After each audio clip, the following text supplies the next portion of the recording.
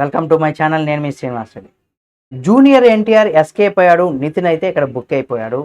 ఏంటి, ఎందుకు junior NTR escape అయ్యారు, నితిన్ ఎందుకు బుక్ అయ్యారు అనేది కూడా ఈ వీడియోలో మనం తెలుసుకుందాం. మీరు కనుక జూనియర్ ఎన్టీఆర్ అలాగే నితిన్ గారి అభిమానులు అయితే తప్పనిసరిగా ఈ వీడియోని పూర్తిగా చూడండి. మీరు మీ యొక్క అభిప్రాయాన్ని కామెంట్ రూపంలో తెలియచేయండి. జూనియర్ ఎన్టీఆర్ గారు నటించినటువంటి సినిమాలో మీకు ఏది ఇష్టం అనేది కూడా కామెంట్ రూపంలో తెలియచేయండి. అదేవిధంగా నితిన్ గారు నటించినటువంటి సినిమాలో ఏ సినిమా అంటే ఇష్టం అనేది కూడా అది కూడా కామెంట్ రూపంలో తెలియచేయండి. ఇక జూనియర్ ఎన్టీఆర్ గారు ఇప్పుడు పాన్ ఇండియా హీరో అయిపోయారు. ఆల్మోస్ట్ 80 కోట్ల పారితోషికం తీసుకుంటున్నట్టుగా కూడా చెప్పుకోవచ్చు. మరియు 5 రోజుల్లో కూడా వార్ 2 సినిమా మన ప్రేక్షకుల ముందుకైతే రానుంది. అందరూ కూడా ఆ సినిమాను కూడా చూడండి. అలాగే సినిమాని పైరసీ చేయకుండా కూడా మీరు తప్పనిసరిగా థియేటర్లోనే చూడండి.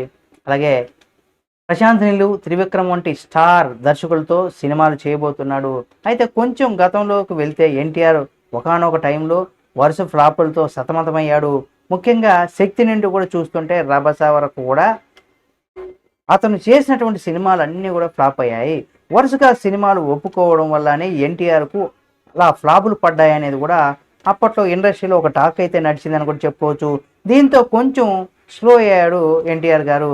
ఇక సినిమాలు కంప్లీట్ చేయక ఇంకో సినిమా అనే పద్ధతిలో కూడా మొదలు పెట్టేశారు. ఈ క్రమంలో కొన్ని కథలు కూడా రిజెక్ట్ చేయాల్సి వచ్చింది. అందులో ఒకటి శ్రీనివాస్ కళ్యాణం, అలాగే శతమానం భవతి. అంటే ఇక్కడ శతమానం భవతి వంటి బ్లాక్ బస్టర్ ఇచ్చినటువంటి సతీష్ వెగన్సా దర్శకత్వం వహించిన సినిమా అది.